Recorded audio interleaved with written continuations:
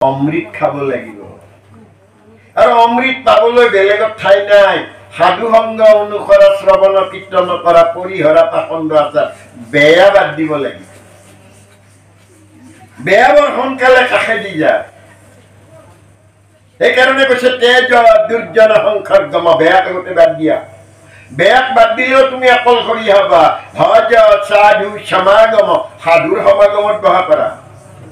মহাপুৰুষ মাধৱদেৱে ক'লে সাধু সংগ অনুসৰা শ্ৰৱণ কীৰ্তন কৰা পৰিহৰা পাখণ্ড আচাৰ বেয়াবিলাক বাদ দিয়া তুমি বেয়াক বাদ দিলেও নহব স্মৰ নিত্য অনিত্য অনবৰত স্মৰণ কৰি থাকিবা তেওঁ আছে কাৰণে মই আছো তেওঁ আছে কাৰণে কাণেদি শুনো চকুদি দেখো ভৰিদি খোজ কাঢ়িব পাৰো তেওঁ ওলাই গ'লে কাঠখৰিৰ দৰে পৰি থাকে মই বন্ধে ভক্তটো নাৰাখে সকলোকে ভক্ত চোৱা যায় ১৩ তাৰিখত এইটো যেতিয়ালৈ থাকিব তেতিয়ালৈ ইয়াত হ'ব এতিয়া এওঁ এটা কথা কৈছে উদ্ধৱে যে তুমি যাবা এইটো জানিলো কিন্তু মই বাৰু তোমাক কেনেকৈ ভক্তি কৰিছিলো তুমিতো নাজানিলা আজি যাবৰ পৰত কিন্তু তুমি জানি যোৱা শয়নে ভোজনে স্থান গপ্য স্থানে সদা সেৱা কৰো আমি তোমাক নেদেখি ৰাখি প্ৰাণ প্ৰভু কিমতে বৰ্তিব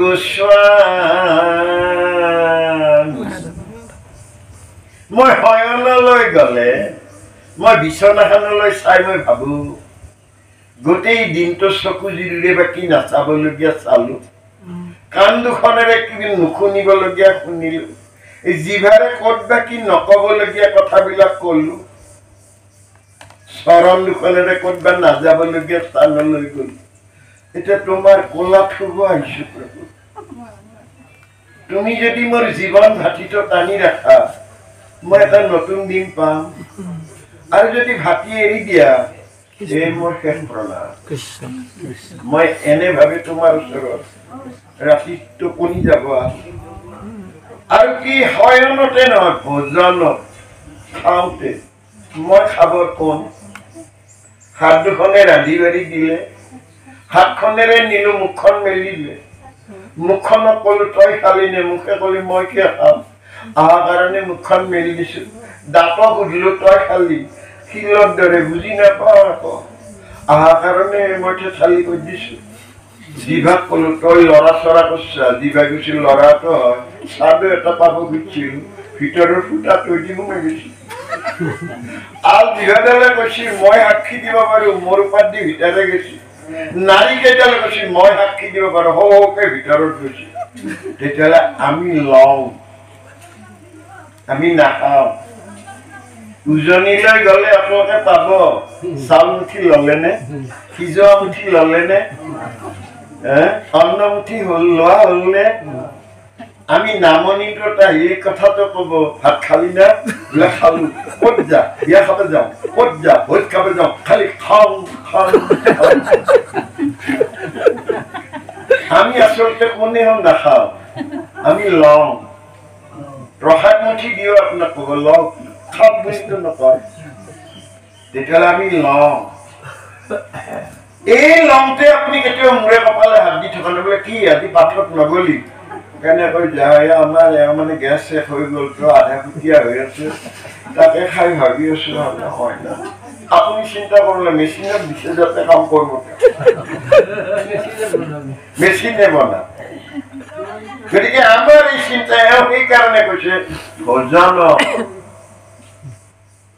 মই অন্নজনী বিচাৰ কৰি পেলাই খাব লাগিব অন্ন হল ব্ৰহ্ম ভগৱন্ত হল পৰম ব্ৰহ্ম আমি হলো জীৱ ব্ৰহ্ম সেইকাৰণে অন্ন ব্ৰহ্ম অন্ন ব্ৰহ্ম অন্ন ব্ৰহ্ম সাৰ অন্ন ব্ৰহ্মই কৰি আছে জগত উদ্ধাৰ অন্নৰ পৰা মেদ হৈছে মাংস হৈছে মজ্জা হৈছে শুক্ৰ হৈছে বংশ বিস্তাৰ হৈছে অন্নৰ শুদ্ধতাটো বৰ ডাঙৰ বস্তু এদিন আপুনি উপবাসে থকাটো কোনো কথা নাই আপেল এটা খাই পেলাই আপুনি থাকিব পাৰে কিন্তু অন্নটো খাই আপোনাৰ মাৰ্গদৰ্শনৰ পৰা বহুতো তললৈ নামি আহিব গতিকে এওঁ কৈছে মই ভোজনত একেবাৰে হেৰি হৈ থাকো সচেতন হওক তাৰমানে উদ্ধৱ তাৰমানে জ্ঞানবদ্ধ পুৰুষসকলে শয়নৰ ওপৰত সেই চিন্তাটো কৰে কাৰণ মইতো সাৰ নাপাবও পাৰো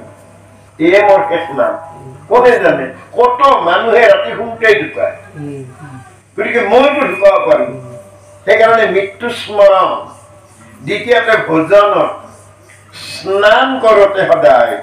ভাবিব লাগে ব্ৰাহ্মণ বিলাকে ৰাতিপুৱাই গোসাঁই ধুৱাবলৈ যায়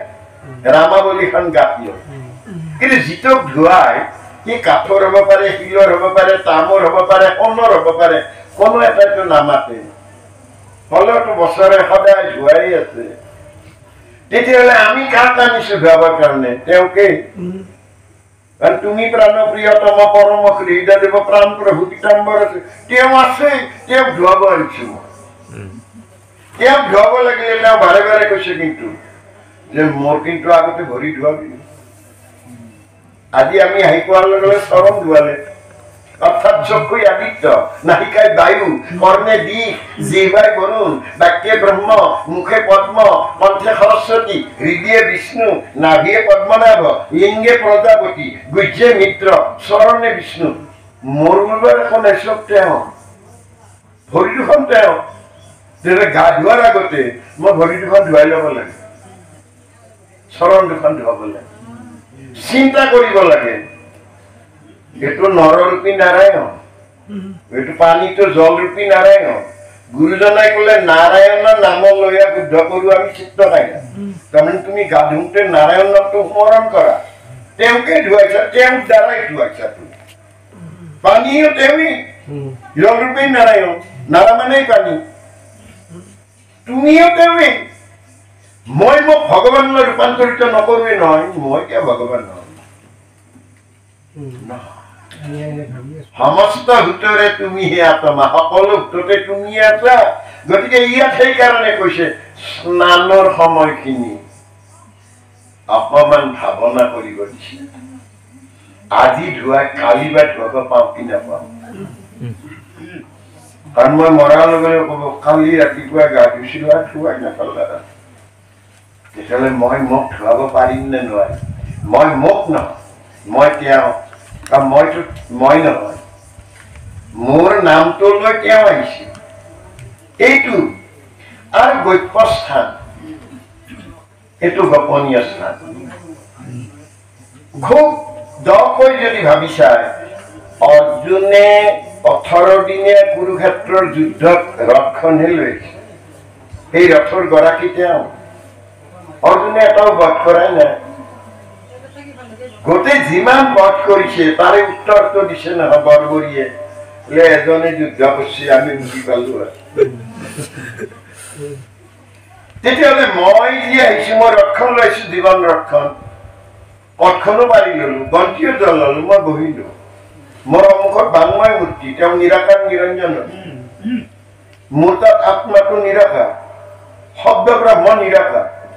তেওঁ বায়ুৱে যেনেকৈ বায়ুৰ লগত লগ লাগি মোৰ ভিতৰত তেওঁতকৈ তেওঁৰ লগত কামটো কৰিলে মোৰ ওপৰত এটা লাভ হ'ল দুৰাচাৰ মনটো আচাৰত আহিল বহাবৰ কথা জানিলো তেওঁহে তেওঁৰ নাম ললা মইহে গৌৰৱ কৰি থাকো মই গুৰুৰ নাম ললো আমি আচলতে কোনেও গুৰু দান নকৰো তেওঁ কৰে আমি ওপৰতে লাভান্বিত হওঁ এই উদ্ধৱ যেতিয়া আপোনাৰ তাত উদ্ভৱ হ'ব তেওঁ কৈছে বা তেওঁৰ কাম তেওঁ কৰিলে শব্দ ব্ৰহ্ম নিৰাকাৰ জীৱ ব্ৰহ্ম নিৰাকাৰ পৰম ব্ৰহ্ম নিৰাকাৰ তেওঁ তেওঁৰ লগত লগ লাগিল মই ৰথখন লৈ যায় তাতে বহিয়ে আছিল আমাক কিন্তু অনুশীলনৰ কাৰণে বস্তুটো দিছে যে তুমি কৰি থাকোতে তুমি এদিন যেতিয়া পইণত হবা তেতিয়া তুমি জানিবা মই কৰা নাই মোক লৈ কেম কৰে আমি যত জীৱ তোমাৰ পালন হৰি হৰি হৰি হৰি তেওঁ পালি আছে আমিহে মিছাতে কৈ আছো মই এইমাত্ৰ নামঘৰৰ পৰা গুৰু সেৱা কৰি আহিলো তুমি কৰিলা তোমাৰ কি আছে শব্দ তোমাৰ নে জীৱ তোমাৰ নে তোমাৰ ভাৰ্যাই তোমাৰ জীৱটো দেখিছে নে তোমাৰ মাই গৰ্ভত থাকোতে জীৱটো দেখিছে নে নেদেখি মেডিকেলত অপাৰেশ্যন কৰোঁতে ডাক্তৰে কৈছিলে এইটো জীৱটো তেওঁতো দেখা নাই অব্যক্ত ঈশ্বৰ এই অব্যক্ত ঈশ্বৰক মাত্ৰ চিনি পায় ভকতে পায় ভাৱনাই ভাৱনা ভক্তিৰ উৎপত্তি যেতিয়া হয় তেতিয়া তেওঁ গম পায় মই কিবা বুজি পালো এই কিবা বুজিবৰ কাৰণে এওঁ কৈছে শয়নে ভোজনে স্নান বৈপ্যস্থানে সদা সেৱা কৰো আমি তেতিয়াহ'লে ঈশ্বৰৰ সেৱাটো সদা তেওঁতো অনবৰত ঠাঠি টানি তেওঁ একবাৰ ক'ব পাৰে যে আজি 5 মিনিট নহয় 5 মিনিট দিলে আপোনাৰ একেবাৰে শ্মশানত লৈ যাব তেতিয়াহ'লে তেওঁ নিৰন্তৰ মই কিন্তু নিৰন্তৰ হ'ব পৰা নাই কুকুৰ কাটাৰ কাৰণে কামক ৰোধ কুত্তা কামুৰি খাই বিষয় লাগি এই জীৱ যা এই বিষয়ৰ সুখবিলাকৰ কাৰণে আমি অন্তৰ্মুখী কৰি আমি সাধু সংগত বহিলে মই আত্মতত্ত্ব উপলব্ধি হ'ব জীৱন এইখিনিয়ে মাত্ৰ কাৰণ সূৰ্যৰ লগত হৰ জীৱনৰ আয়ু ৰাতিপুৱাটো সূৰ্যটো উদয় হ'ল গধূলি মাৰ যাওঁতে বোৱাৰীৰ কপালৰ ফটোৰ দৰে হাঁহি মাৰি কৈ যায় এদিন নিলো এদিন কৈ মই লৈ যায় আছে এই সূৰ্যটো কিন্তু ডুবে আমাৰ ভিতৰত কিন্তু আইৰ গৰ্ভত থাকোঁতে এটা সূৰ্য লৈ আহিছো হৃদয় আকাশে চৈতন্য আদিত্য সৰ্বদাই প্ৰকাশ হয় উদয়স্ত নাই সন্ধ্যা উপাসনা কৰিব কোন সময় নিৰন্তৰ কিন্তু হৃদয় আকাশত থকা সূৰ্যটো এদিন ডুবে সেইদিনা কিন্তু 7 জনৰ কান্ধে উঠি শ্মশানলৈ আমি শ্মশান অনুভৱ নকৰো আমি জীয়াই থকা দিনত নামঘৰলৈ আহিব পাৰো কিন্তু মেডিকেলত মাৰ যোৱাৰ লগে লগে সেইদিনাখন কিন্তু আমাক নামঘৰত দেখি নামে ক'ত বুলি শ্মশানক লৈ যাব যদি মেডিকেলত তেতিয়াহ'লে নাকত তোলা ভৰি দিছে মুখত তোলা দিছে কাৰণ বেয়া বস্তু এইটো এতিয়া বীজাণু আছে তেতিয়াহ'লেতো বীজাণুৰ ভাণ্ড তেওঁ আছে কাৰণে বীজাণুবিলাকে ক্ৰিয়া কৰিব নোৱাৰে মই তেতিয়াহ'লে আমি সেইটো জানিব লাগে এই অনুভৱটো কৰিলে আমি জীৱনত ধন্য কৰিব পাৰিম হয় গোটেই বেমাৰৰ বীজাণুৰ ভাণ্ডটো লৈয়ে আমি গৌৰৱ অহংকাৰত অপন দি আছো আমাৰ সময় নাই হৰি বজিবৰ সময় নাই আজি বোলে তোমাৰ সময় নাই কালি বোলে তোমাৰ সময় নাই সময় তোমাৰ বাৰু কাহানী হ'ব সময় দেখো তোমাৰ লগত যাব জন্ম পোৱা সময়টো কিন্তু বহুত বৰষুণ এদিনাখন পোহৰ হোৱাৰ আগে আগে তেতিয়াই জন্ম পাইছিলি মৰিবৰ দিনা কি কওঁ মোক গ'ল নেকি বোলো গ'ল হয় দে এনে বৰষুণতে আহিছিল জন্ম পাওঁতে কিন্তু ঈশ্বৰৰ লগত লগ লগাটো কোনোবাই গম পায় নেকি সেইকাৰণে মহাপুৰুষ মাধৱদেৱে ক'লে আপুনি আপোনাৰ বন্ধু আপুনি আপোনাৰ শত্ৰু আপুনি আপোনাৰ ৰাখে মাৰিয়ে হৰিক নভজি নৰে আপুনি হোৱাই নষ্ট হৰি ভজি আপোনাক কটাৰ মই মোক ভজিব লাগে মোক ভজাক বাদে উপায় নাই মই যিমানেই মোক ভজিম ভগৱন্ত কৈছে তুমি মোক ভজি আছা আমি নিজক ভজিবলৈ গ'লে কিছু যন্ত্ৰণা অৱশ্যেই পাব লাগিব এই যন্ত্ৰণাবিলাক মই অতিক্ৰম কৰিব লাগিব এলা ৰঙে আনন্দেৰে আৰু এই আনন্দেৰে যাবলৈ হ'লে আমি বিলাকৰ লাগিব সৎ সাহস আৰু যোগী ঋষি সন্যাসী বা গুৰুজনাই দি থৈ যোৱা আদৰ্শৰ ওপৰত লাগিব একান্ত বিশ্বাস গুৰুজনাই সেইকাৰণে ক'লে বিশ্বাসে মিলয় তৰ্কে বহু যেতিয়ালৈকে মই বিশ্বাসক হৃদয়ৰ মণিকূটত ল'ব নোৱাৰিম সেইদিনালৈকে মই আগবাঢ়িব নোৱাৰিম ইয়াত সেইকাৰণে কৈছে মই পিন্ধো চাৰ বস্ত্ৰয় অলংকাৰ তোমাৰ উচ্ছিষ্ট খায়া দহাই আছো চিৎকিনো বিপৰীত তৰিব দুষ্টৰ মায়া। মই যিমান পিন্ধিছো এইবিলাক জ্ঞান বস্ত্ৰ তোমাৰ পৰা, তুমি দিয়াজন সেইজনৰ পাত পাইছো, তেওঁ দিয়াখিনি মই, সেইকাৰণে কৃষ্ণক চোৰ বুলি কৈছে। ভকত বিলাক একোজন চোৰ হব লাগে, তাৰ সৎ বস্তুটো লৈ যাব লাগে। এইটো এই বেয়া দুৰাচাৰ কৰ্মৰ চৌৰ্য বৃষ্টি নহয়, জ্ঞানৰ চৌৰ্য বৃষ্টি। শলিতা দলে যেনেকৈ তেল বিলাক নি প্ৰজ্বলিত কৰি ৰাখিছে, আমাৰো সেই জ্ঞানৰ বন্তিটো আমি জ্বলাব লাগিব। গতিকে ইয়াত সেইকাৰণে কৰিব যে দৰাই আচচিত কিনো বিপৰীত তৰিব দুষ্টৰ মায়া। এই মায়াকো মই অতিক্ৰম কৰিব পাৰিম, কাৰণ জীৱবিলাক জন্ম পোৱাৰ পৰাই জীৱই মায়াই মাধুৰী পাই আনন্দৰ সীমা নাই, এৰাইতে নাপাৰে কোনো সন্দেহ। সুৰুঙেতো মাত্ৰ পাব পাৰে ভকতৰ সংগত আৰু গুৰুৰ আশ্ৰয়ত।